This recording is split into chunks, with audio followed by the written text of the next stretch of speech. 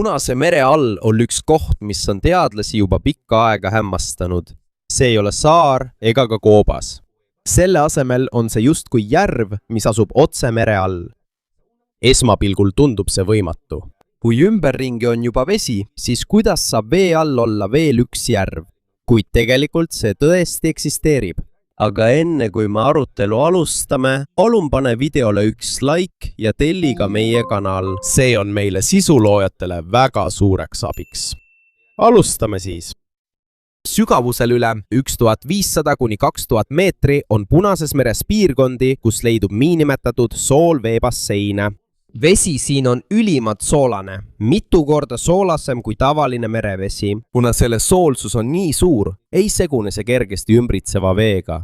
Seetõttu jääb see nagu eraldiseisev järv ookeani põhjas. Kui vaadata seda süvavee sukeldumisaparaadi tuledega, on kahe erineva vee selge piir väga hästi näha. See näeb välja nagu peegel, mis lebab ookeani põhjas. Selle servades on isegi näha väikseid laineid. See ei ole illusioon. See juhtub tõepoolest tänu suurele erinevusele kahe vee soolsuses ja tiheduses.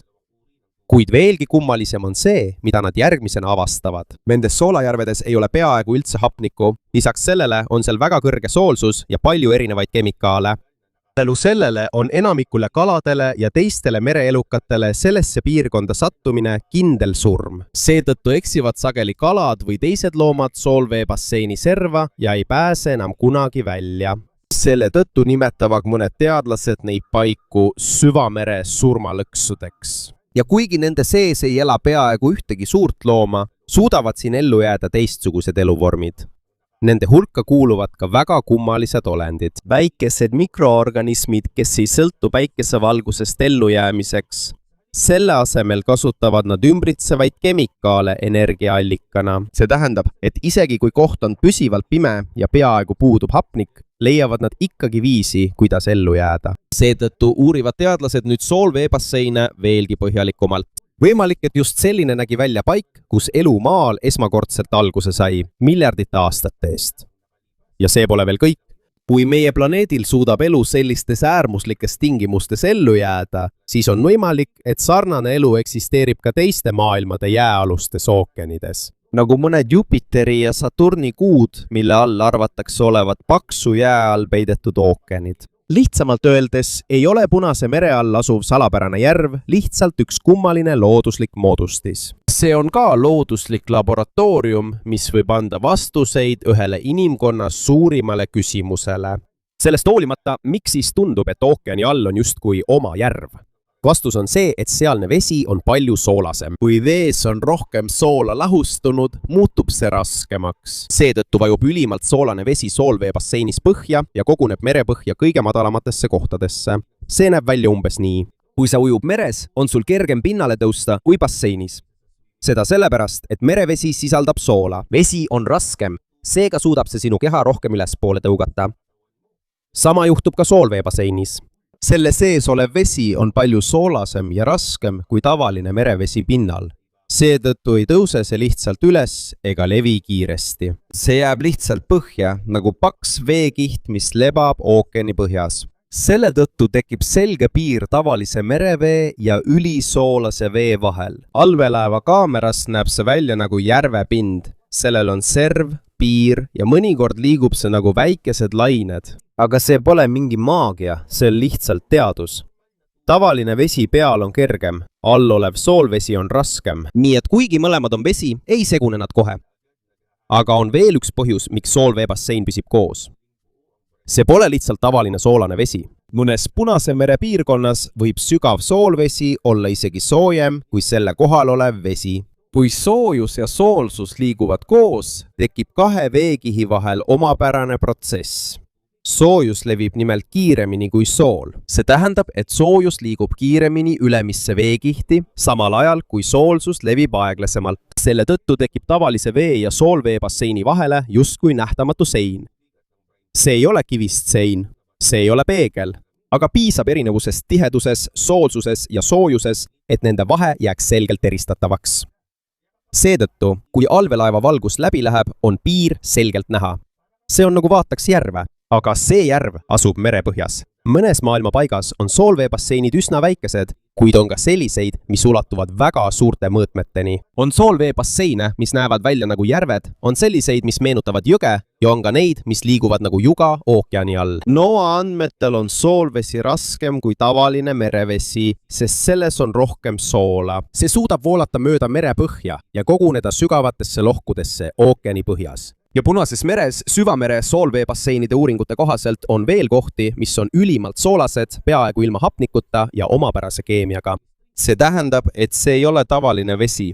See on äärmuslik keskkond, kus enamik mereelustikust ei suuda ellu jääda. Aga siin tekib veel üks küsimus. Kui natuke soola ikkagi pääseb soolveebasseinist välja, siis miks see ei saa otsa? Miks see ei segune aegamööda kogu ookeaniga, kuni kaob?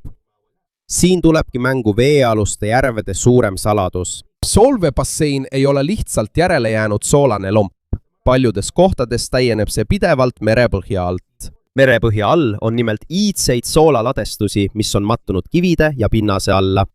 Kui vesi sealt läbi voolab, lahustab see soola. Tulemuseks on see, et vesi muutub väga soolaseks.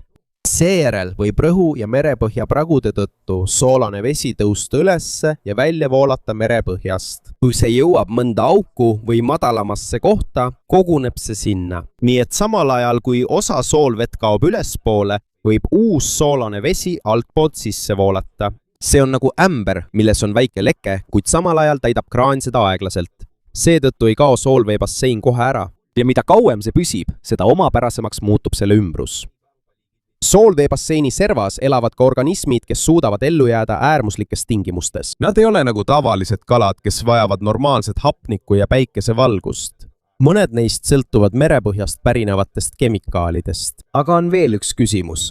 Kust see uus soolane vesi pärineb? Vastus peitub meie planeedi ajaloos. Miljoneid aastaid tagasi geoloogide uuringute kohaselt ei teki tõelised süvamere soolaveebasseinid lihtsalt suvalises kohas. Kõige tuntumad kohad, kus selliseid järvi leidub, on Punane meri, Mehhiko laht ja mõned Vahemere piirkonnad. On veel üks oluline asi, mis neid kolme kohta ühendab. Muistsel ajal ei olnud need piirkonnad alati ühendatud suurte ookeanidega. Oli aegu, mil nad olid peaaegu teistest meredest eraldatud mandrite liikumise ja maapinna muutuste tõttu. Kuna uue merevee sissevool oli piiratud, kuivas suur osa neist basseinidest järk-järgult tugeva aurustumise tõttu. Kui vesi aurustus, jäi põhja tohutul hulgal soola ning miljonite aastate jooksul kattusid need paksud soolakihid muda, liiva ja teiste setetega. Mida rohkem seteid pinnale kogunes, seda sügavamale maa alla mattus sool, kuid sellega protsess ei lõppenud. Aja jooksul muutusid ka pealispinna seted järjest raskemaks. Kuna sool on pehmem kui kõvad tivimid, hakkab see maal kokkusurutuna liikuma ning teadlased nimetavad seda protsessi soolatektoonikaks. Lihtsamalt öeldes surub peal olevate kivimite raskus paksu soolaladestuse järk-järgult kokku. Selle tõttu tekivad merepõhja alla praod ja kanalid. Kui see juhtub, pääseb merevesi alla vanadesse soolaladestustesse. Vesi lahustab liikudes suure hulga soola. Tulemuseks on väga kontsentreeritud soolvesi ehk ülimalt soolane vesi. Seejärel, tänu maa sisemusest tulevale soojusele ja maa-alusele survele, hakkab kuum ja raske soolvesi aeglaselt merepõhjast ülespoole liikuma. Kui see jõuab merepõhja, ei segule see kohe tavalise veega. Selle asemel vajub see merepõhja kõige madalamatesse osadesse ja moodustab sinna uue soolveebasseini. Nii et samal ajal, kui järve pinnalt kaob veidi soola, tuleb maalt pidevalt juurde uut soolast vett. See on põhjus, miks mõned soolveebasseinid suudavad püsida väga pikka aega.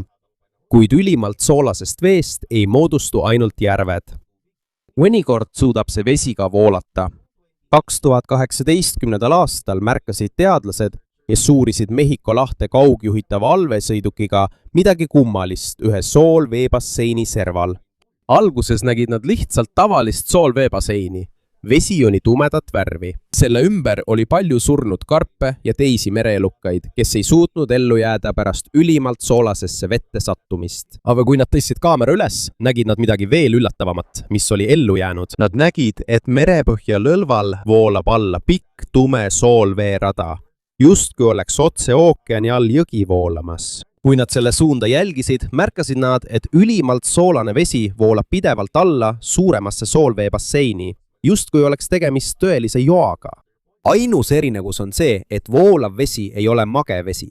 See on ülimalt soolase veejuga, mis asub merepõhjas. NOAA ja okeanograafide sõnul on selline nähtus võimalik, sest soolvesi on tavalisest mereveest raskem. Seetõttu voolab see selle asemel, et pinnale tõusta, mööda merepõhja nõlvu alla, sarnaselt jõevoolule maismaal. See tähendab, et ookeani põhjas on kohti, kus leidub järvi, jõgesid ja isegi juga. Ja kõik need on moodustunud ülimalt soolasest veest, mis peaaegu ei segune seda ümbritseva mereveega. Ja mis veelgi muljetavaldavam, mõned neist süsteemidest võisid hakata kujunema juba dinosauruste ajastul, üle 180 miljoni aasta tagasi. Siiani eksisteerivad need endiselt meie planeedi pimedas ja vaikuses sügavuses. Kuid selles paigas pole ainulaadsed ainult järved ja juga. Veelgi üllatavamad on olendid, kes siin elavad. Kui järele mõelda, tundub tõesti võimatu, et siin võiks midagi elada. Vees on peaaegu üldse hapnikku pole, soolsus on väga kõrge. Seal leidub kemikaale nagu metaan ja vesiniksulfiid, mis on paljudele mereelukatele mürgised. Seal on pidevalt pime ja ookeani tohutu sügavuse tõttu on surve väga suur. Esmapilgul võiks arvata, et see on üks halvimaid paiku igasugusele elule. Kuid see pole tõsi. Tegelikult on seal oma ökosüsteem. Kui teadlased uurisid soolveebasseini servi, leidsid nad palju surnud kalu, krabisid, homaare ja angerjaid. Mõned neist olid juba ammu surnud, kuid ei lagunenud kiiresti, kuna vesi oli väga soolane ja tingimused olid ebatavalised. See on nagu loomulik säilituskamber merepõhjas. Teadlased märkasid ka üht kummalist nähtust. Kui mõni kala satub soolveebasseini serva lähedale, hoiab ta tavaliselt eemale, nagu nad teaksid, et see koht on ohtlik. Aga kui mõni eksib ja satub väga soolasesse vette, kaotab ta juba mõne sekundi pärast oma keha üle kontrolli. Uuringute kohaselt võib äkiline sattumine ülikõrge soolsusega vette põhjustada kaladele tugevat stressi, kui see juhtub meres. Neil on raske oma liikumist kontrollida ja nad nõrgestuvad kiiresti. Kui nad ei pääse kohe tagasi tavalisse merevette, surevad nad tavaliselt ära. Lisaks sellele pole soolveebasseinis peaaegu üldse hapnikku. Seega, isegi kui nad jäävad ellu ülikõrge soolsuse juures, on neil ikkagi raske hingata. Kuid samal ajal, kui järve sees on ohtlik, toimub vastupidine asi selle servas. Seal hakkab moodustuma omapärane mereelustiku kogukond. Seal võib näha suuri toruusside kolooniaid. Seal on ka suuri karpe, mis võivad elada väga kaua. Nende ümber on krevette, teosid, väikseid krabisid ja teisi kummalisi loomi, keda madalas meres harva kohtab. Miks nad kogunevad nii ohtlikku kohta? Sest seal on palju toitu. Mikroorganismid kasutavad merepõhjast väljuvaid kemikaale energiaallikana. Need mikroorganismid on kogu ökosüsteemi aluseks. Nad ei sõltu päikesevalgusest. Selle asemel kasutavad nad maa sisemusest pärit kemikaale energia tootmiseks. Seda protsessi nimetatakse kemosünteesiks. Tänu nendele mikroorganismidele on torusissidel ja karpidel toitu. Kui neid saab rohkem, tulevad kohale krevetid, krabid ja teised väikesed loomad. Ja kui väikesi loomi saab rohkem, tulevad omakorda veel väiksemad ning suured kiskjad nagu kalad, kaheksajalad ja angerjad. Lihtsalt öeldes, kuigi see koht on väga ohtlik, toimib see siiski nagu oaas sügava ookeani keskel. Aga on üks olend, mis üllatas teadlasi veelgi rohkem. See on limuskala.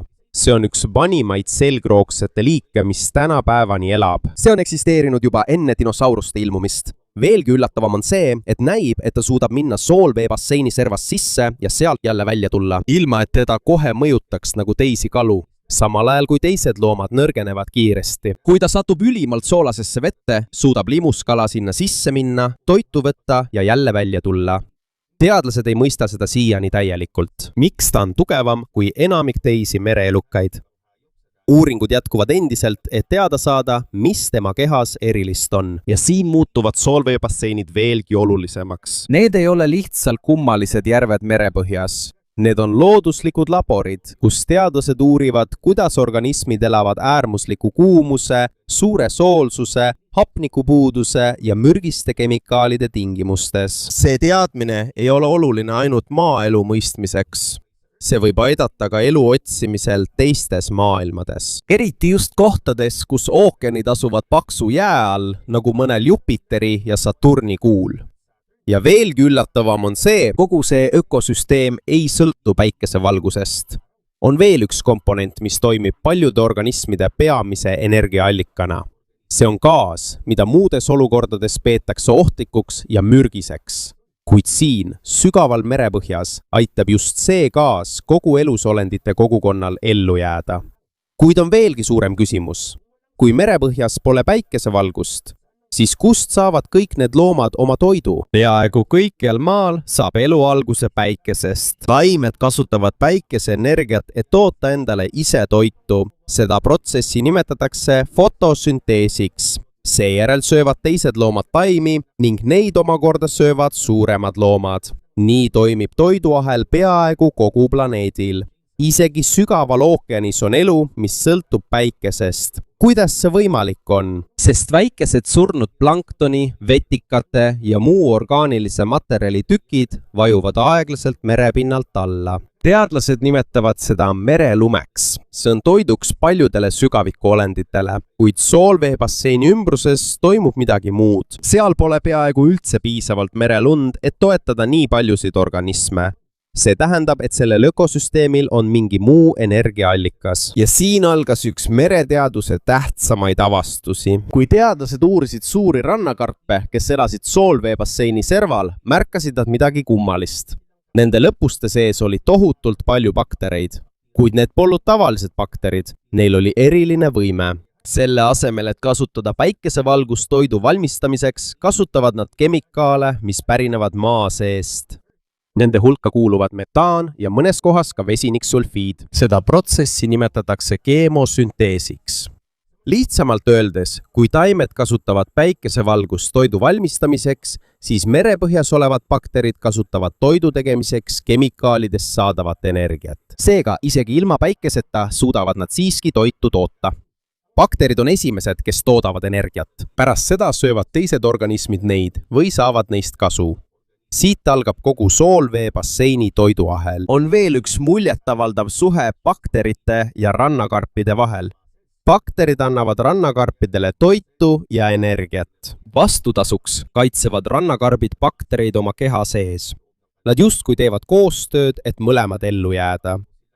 Tänu sellele partnerlusele rannakarpe tekib rohkem soolveebasseini ümbruses. Kui rannakarpe tekib rohkem, siis suureneb ka krevettide, krabide, homaaride ja teiste loomade arv, kes elavad nende karpide vahel. Ja kui väikseid loomi on palju, saabuvad ka suuremad kiskjad. Nii et isegi kui oled keset tohutut ja peaaegu elutut ookeani osa, muutub soolveebasseini ümbrus justkui väikeseks mereelustikulinnaks. Kui teadlased seda esimest korda nägid, olid nad väga hämmastunud, sest see näitas, et kogu elu maal ei keerlegi ainult päikese ümber, vaid on olemas ökosüsteeme, mis suudavad ellu jääda ka ilma ühegi valguskiireta. See avastus muutus veelgi olulisemaks, kui teadlased hakkasid uurima, kuidas elu meie planeedil alguse sai.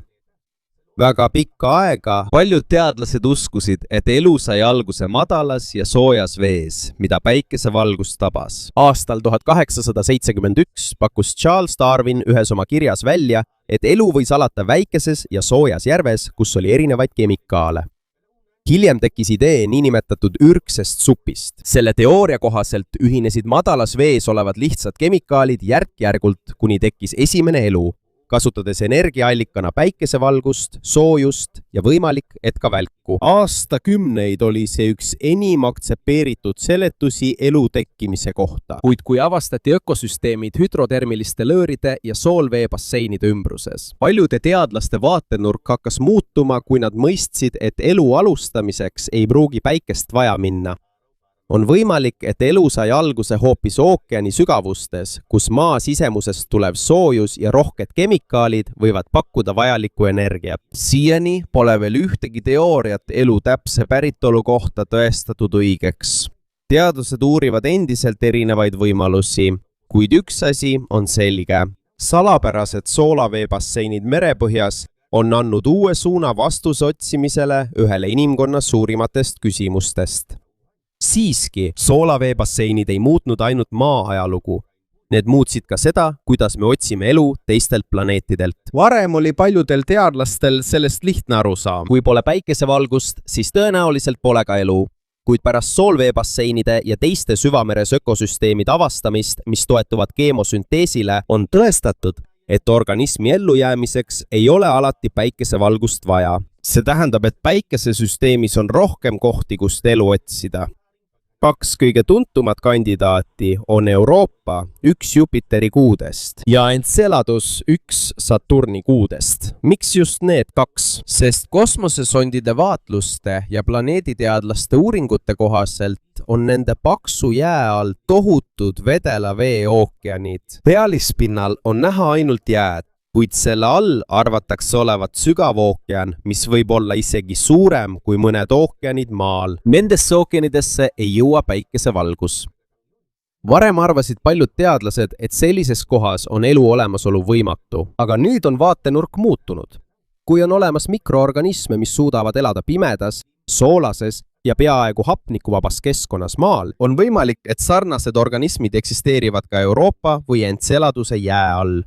See ei tähenda, et tullukaid oleks juba leitud. Siiani ei ole veel otseseid tõendeid, mis kinnitaksid elu olemasolu kummalgi neist 2 kuust. See on endiselt teaduslik võimalus, mida jätkuvalt uuritakse. Seetõttu ongi see suur osa praegusest kosmoseuuringutest. Vee, keemiliste ühendite ja tingimuste otsimine, mis võiksid elu toetada. Üks selle jaoks kõige olulisemaid missioone on NASA Europa Clipper. Selle eesmärk on uurida Euroopat üksikasjalikumalt, et teada saada, kui suur on tõenäosus, et seal on keskkond, kus lihtsad organismid võiksid elada. See ei otsi otseselt tullukate linna ega suuri olendeid. Selle asemel otsib see koostisosi ja tingimusi, mis on vajalikud elu tekkeks või püsimiseks.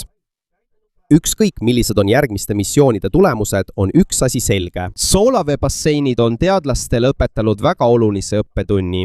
Elu on palju vastupidavam, kui me varem arvasime. See suudab ellu jääda kohtades, kus peaaegu pole hapnikku. See suudab ellu jääda äärmusliku soolsusega keskkonnas. See suudab ellu jääda väga suure surve all. Ja see suudab ellu jääda isegi ilma ühegi päikesekiirdea.